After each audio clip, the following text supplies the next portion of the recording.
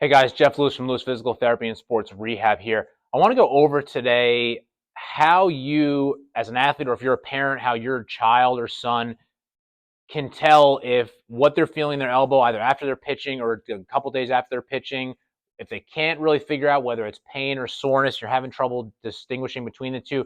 I want to go over today how you can recognize some of the red flags that we see in the clinic, but really the red flags that you can see that warrants, all right, I need to stop throwing right now. I need to get checked out. I need to make sure that there is nothing structurally or significantly wrong. So we'll just use the elbow for this example because I see more elbows than anything. Second to elbows, I see is a lot of shoulders in baseball players. But from an elbow standpoint, some common things that you want to be on the lookout for that warrants a further medical evaluation.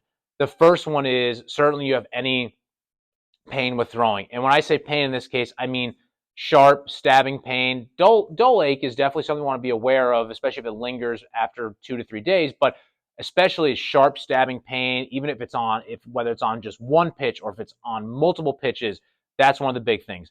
The other side of it is loss of command, and from that standpoint, is your inability to locate your pitches. If you feel like you're just pulling it out of the zone, you're throwing balls in the dirt.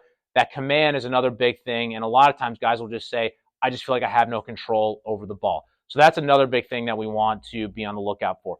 The second is decrease in throwing velocity. Now, if you have access to radar guns while you're pitching and whatnot, that helps here a little bit, but two sides to that coin is the first one is not really feeling pain, but you're noticing a significant drop in your velocity throughout your outing. That's something that definitely warrants a little bit further look. And the other side of it is if you feel like you are just throwing with everything that you have and it just has nothing behind it.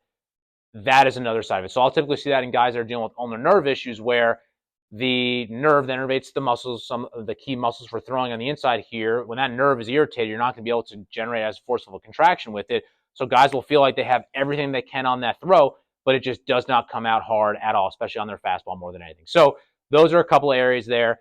Another thing that I like to have people be aware of is if you start to lose range of motion in your elbow. So if you get done with an outing and your arm just is bent, it will not straighten out. And if you do get it to straighten, it's super painful. That's another thing where you want to be on the lookout for. All right, that is not normal. Don't just hit it with a massage gun and hope it all opens up. If you are losing range of motion as every time after you pitch and you are just locked in to a certain flex position, that is not normal. And the last thing is, especially if you notice any swelling. Swelling is indicative that there is some type of injury going on that is creating an inflammatory response after you pitch. And that swelling is just not just going to magically go away. You need to stop throwing and get looked at right away.